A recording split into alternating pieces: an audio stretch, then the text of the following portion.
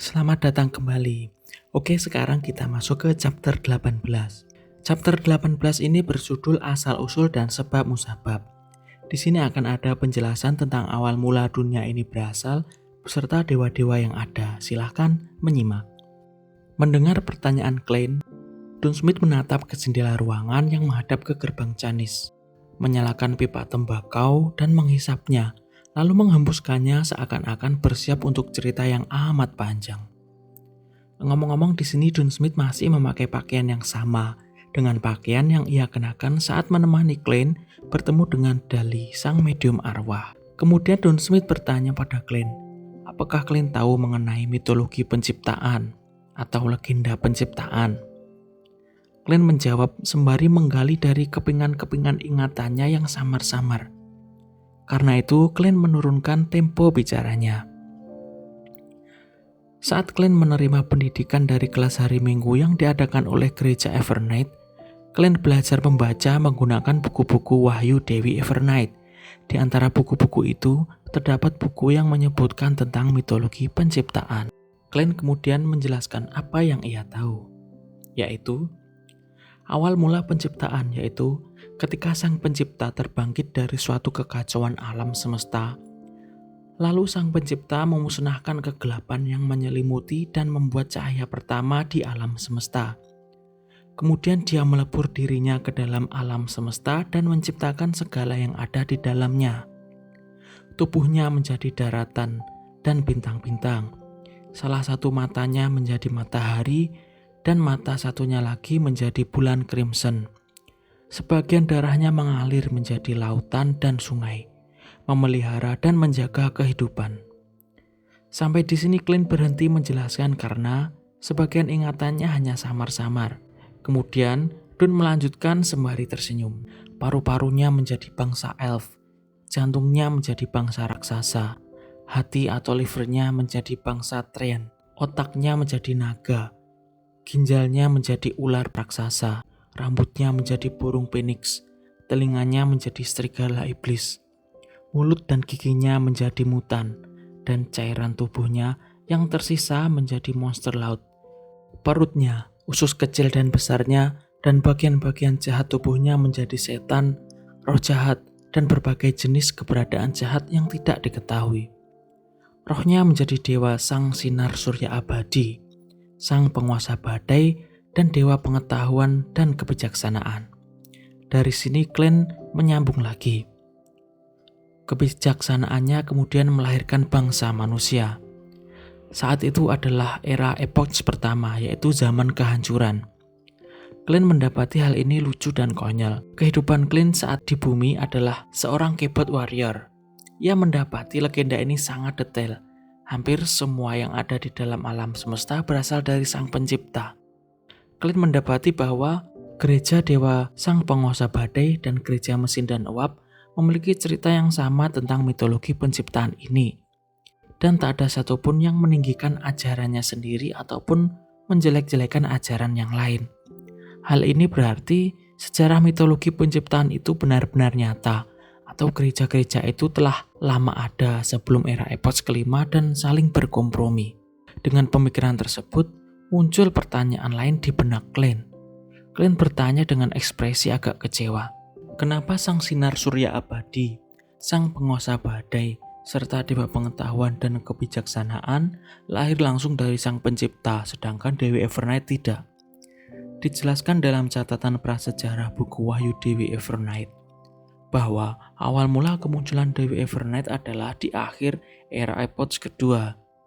Dia bersama-sama dengan sang sinar surya abadi, sang penguasa badai serta dewa pengetahuan dan kebijaksanaan memberkati dan membantu umat manusia untuk melewati bencana dahsyat yang terjadi di era epoch ketiga. Era epoch ketiga ini dikenal juga dengan nama zaman bencana. Saat itulah kemudian Ibu Pertiwi dan Dewa Perang muncul. Lalu untuk Dewa Mesin dan Uap yang dulunya bernama Dewa Kerajinan lahir di era epoch keempat. Karena itu kedudukan para dewa jelas, bahwa dewa yang lahir terlebih dululah yang lebih ortodoks. Bukan hanya Klein yang resah terhadap hal ini, tapi juga para penganut Dewi Evernight yang lain. Alih-alih menjawab, Dunsmith memegang pipa tembakaunya dan menyuruh Klein menyebutkan gelar lengkap Dewi Evernight. Karena ibu Klein merupakan penganut Dewi Evernight yang taat, Klein sering mendengar ibunya membaca gelar lengkap Dewi Evernight setiap sebelum makan malam. Gelarnya yaitu, Dewi Evernight lebih mulia dari para bintang dan lebih abadi dari keabadian. Dia juga adalah Dewi Crimson, induk dari kerahasiaan, ratu dari bencana dan kengerian, kekasih dari ketenangan dan keheningan. Klein menjawab dengan lancar.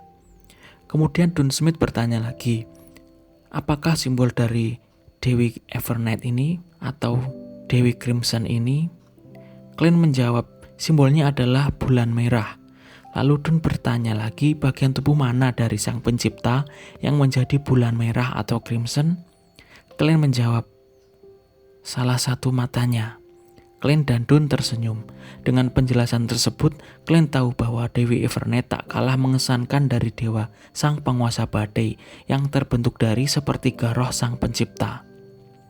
Lalu untuk gereja Dewa Perang dan Ibu Pertiwi, mereka juga mempunyai penjelasan yang kurang lebih hampir serupa. Akan tetapi Dewa Mesin dan Uap lahir paling belakangan, jadi gereja mereka lebih lemah dari yang lain selama lebih dari 1000 tahun terakhir.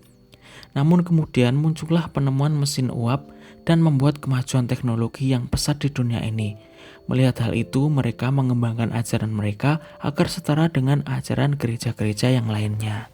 Dun lanjut menjelaskan bahwa umat manusia lahir dari kebijaksanaan Sang Pencipta. Jadi manusia memiliki kecerdasan dan otak yang luar biasa, tapi kurang di bidang kekuatan sihir. Namun dari mitologi penciptaan kita bisa menarik kesimpulan bahwa segala sesuatu bermula dari asal-usul yang sama. Berdasarkan kesimpulan ini juga, manusia yang dilindungi oleh para dewa mampu bertahan dari bangsa raksasa, iblis, dan mutan. Lambat laun manusia berhasil menemukan cara untuk memperoleh kekuatan Beyonder, yaitu dengan menggunakan bagian-bagian tertentu dari roh-roh jahat, naga, monster, pohon ajaib, bunga atau kristal, dan menggabungkannya menjadi bahan-bahan lain untuk membentuk ramuan atau potion. Dengan mengkonsumsi dan menyerap potion tersebut, seseorang akan memperoleh kekuatan yang luar biasa. Hal ini merupakan pengetahuan umum di dalam studi mistisisme. Dalam proses ini, para leluhur umat manusia mendapatkan pelajaran berharga yang agak menyakitkan, yaitu bahwa jika manusia mengkonsumsi potion dengan kualitas yang tinggi, maka berisiko akan mengalami kejadian yang tragis. Ada 3 kemungkinan akibat yang mungkin terjadi. Pertama, kematian mental dan kehancuran total pada tubuh. Semua bagian tubuh akan berubah menjadi monster yang menakutkan. Kedua, kepribadian akan berubah karena kekuatan yang terkandung dalam potion itu. Mereka akan menjadi dingin, sensitif, pemarah, kejam, dan acuh tak acuh. Lalu yang ketiga, dari sini Dunsmith berhenti sejenak, menyeruput kopi yang telah ada di meja dan menawari Klein kopi. Dun kembali melanjutkan. Yang ketiga, gangguan mental. Menjadi gila seketika, menjadi lebih jahat dari iblis. Inilah yang dimaksud dengan kehilangan kendali. Maksudnya, 3 kemungkinan tadi adalah hilang kendali. Kemudian setelah dilakukan percobaan dan eksplorasi dalam waktu yang sangat lama, dan bersama dengan lahirnya Blasphemy Slate atau batu tulis penistaan, umat manusia akhirnya menemukan sebuah sistem pengelompokan potion yang bisa dianggap sempurna. Manusia menciptakan sistem rangkaian berjenjang yang stabil untuk mengkonsumsi potion itu. Sistem itu dikenal dengan nama sequence. Semakin kecil nomor sequence dari suatu potion, maka semakin tinggi kualitasnya dan semakin besar pula kekuatannya. Mendengar kata Blasphemy Slate, Klein teringat dengan hal serupa yang dikatakan oleh The Hangman tentang Blasphemy Slate. Kata Hangman, Blasphemy Slate merupakan faktor penting dari sistem penamaan potion dan sequence. Blasphemy Slate dibuat oleh dewa yang jahat. Kapan munculnya dan apa isinya masih menjadi misteri. Jika Klein mengetahui sesuatu tentangnya, maka harus segera lapor dan harus segera mendapat respon dari pihak berwajib. Jelas Dun.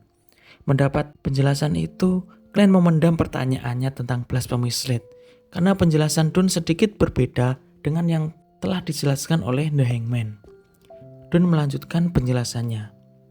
Ia tadi menjelaskan tentang penyebab hilang kendali yang pertama, yaitu mengkonsumsi potion dengan kualitas tinggi yang bisa menyebabkan hilang kendali.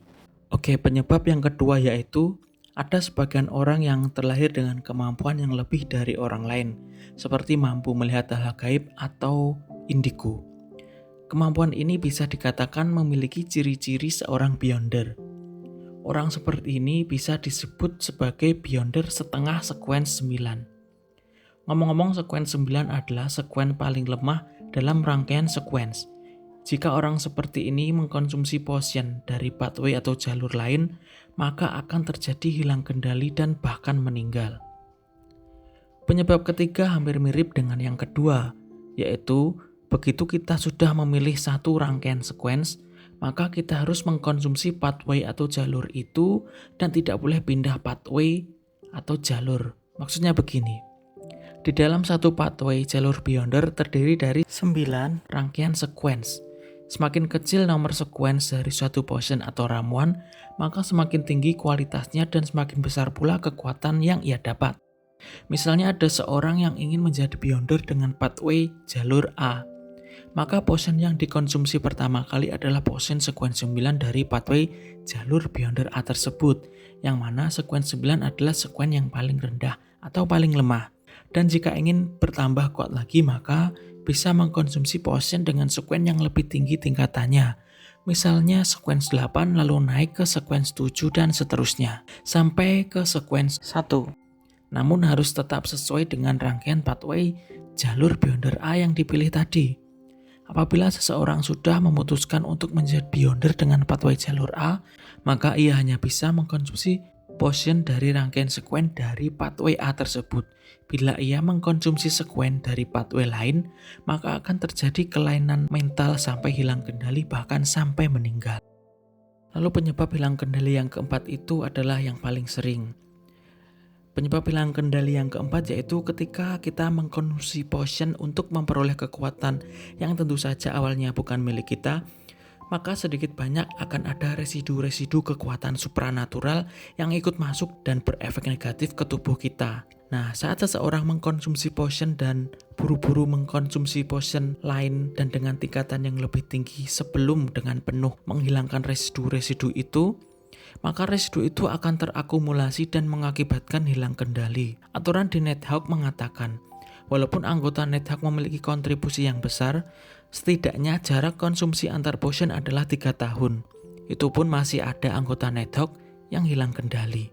Selanjutnya penyebab hilang kendali yang kelima yaitu, bagi beyonder, persepsi spiritual seseorang akan sedikit banyak meningkat. Semakin kecil nomor sekuens, maka semakin meningkat persepsi mereka.